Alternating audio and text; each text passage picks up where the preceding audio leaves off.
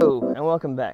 So without getting into too much terrible detail, the gist of it is that I'm going to show you how to make biochar, or at least I'm going to show you how I make biochar. There's a lot of good things about it. Biochar is basically taking carbon out of the air and you're kind of turning it into a ground amendment. So this is good for the plants because it's one of the few things that they need, and if you can provide it for them what's already in the air and also in the ground, then you're going to be able to give them a little bit more of an advantage than the garden that wouldn't have it. Also, it makes home for a lot of the biology that lives in the ground to have a home to live in. So whenever you first put it in the ground, it's going to severely uptake a lot of your nutrients you put in the soil. But once it's been in there for a little bit, it will then give back tenfold of what it took away.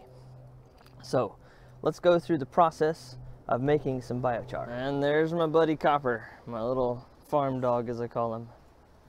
So to make biochar, you need some sort of something to burn, such as wood. And so this is step one. And then as we come over here, we'll come back to step two in a second. You're gonna need some sort of barrel.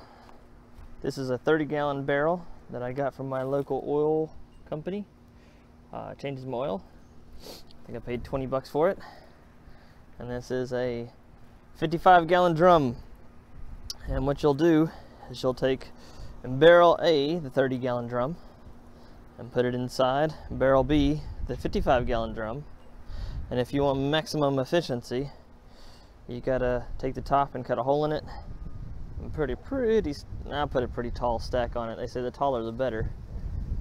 And that's what you use to burn it. So you'll put wood around the outside, which I'll show you in a second.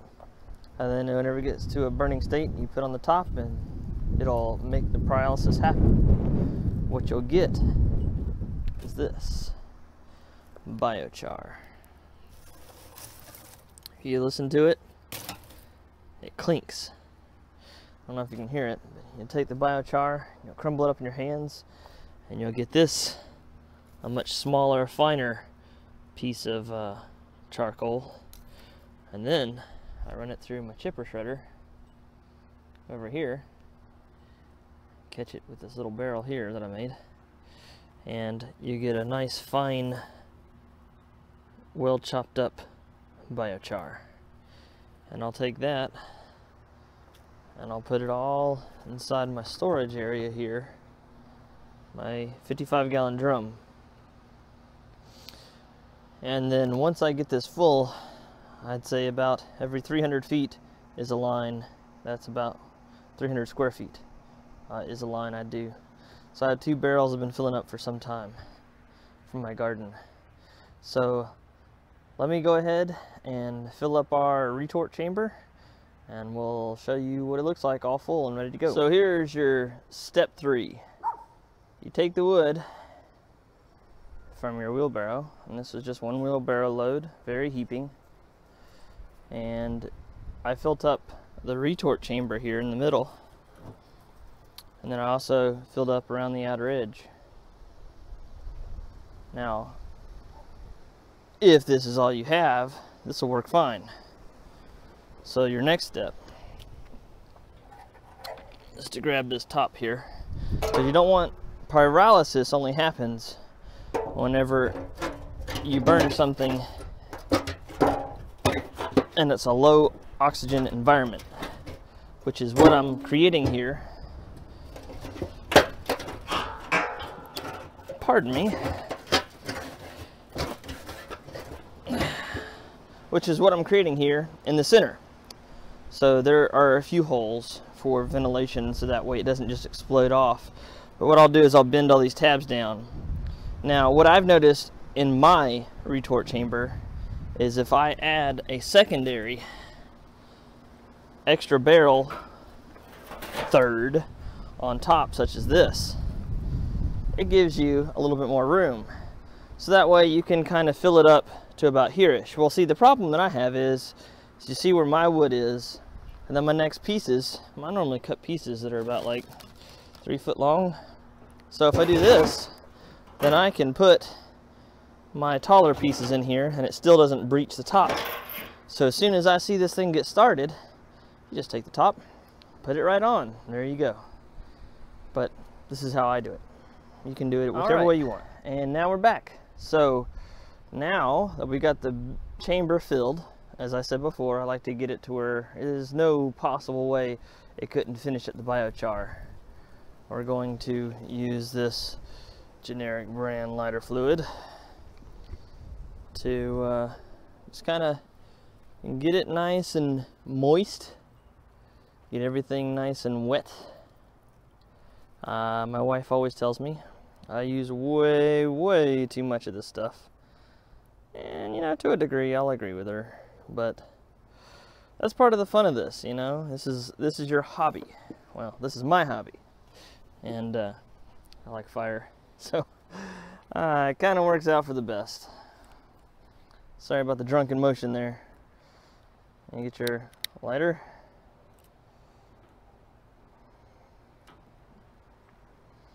And I just kind of light it throughout.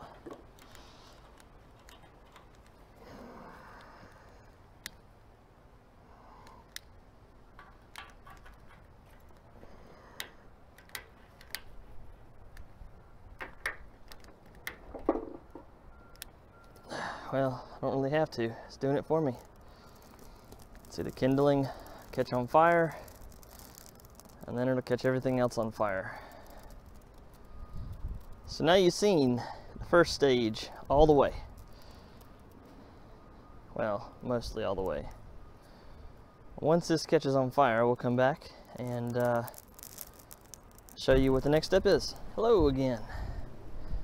Now, once your fire gets to about this point, to where you can have whipping wind, such as what I am facing, you can just put the top on. Now, due to constraints that are beyond my control, I cannot record and put the top on at the same time. So we'll be back with you with the top on here in just a second. I just want you to note what the sound is like. Just a gentle popping. No real, you know, anything major happening. In fact, let's put you on the little stand and you can watch and listen. Okay, here we go. So, like I said, gentle popping, normal fieriness, right? This is kind of where the cool part comes into play.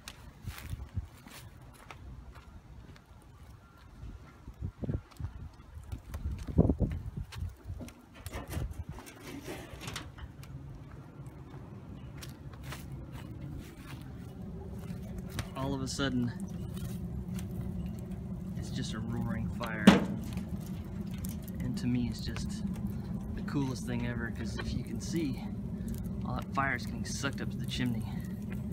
Yes, a little bit's escaping, and I kind of calculated for that, but if you look at this thing, we're burning pretty clean, because that's kind of the goal here. You want to create biochar that is not harming the environment that's made by the ancestors, but you know, something that's going to be good for not only the environment, but your ground and everything all around if you can. We'll come back to this in a few minutes.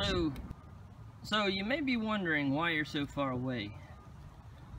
We're going to make some biochar. Well, we're making some biochar over here. We got it going, but now I'm going to chop up some biochar, make it a little bit more bioavailable. But you're going to get to see what I get to face to make it the way I want to make it. Let's get started.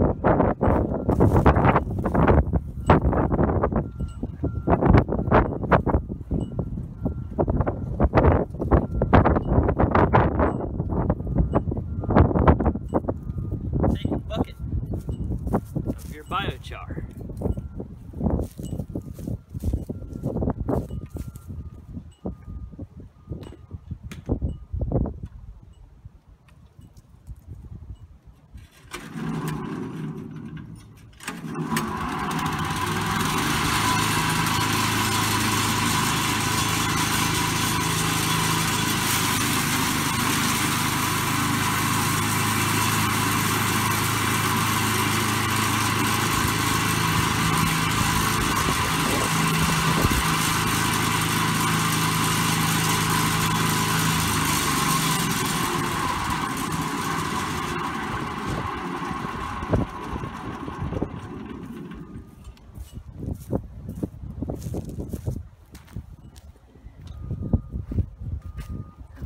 as you can see from here, now you got a real fine textured biochar.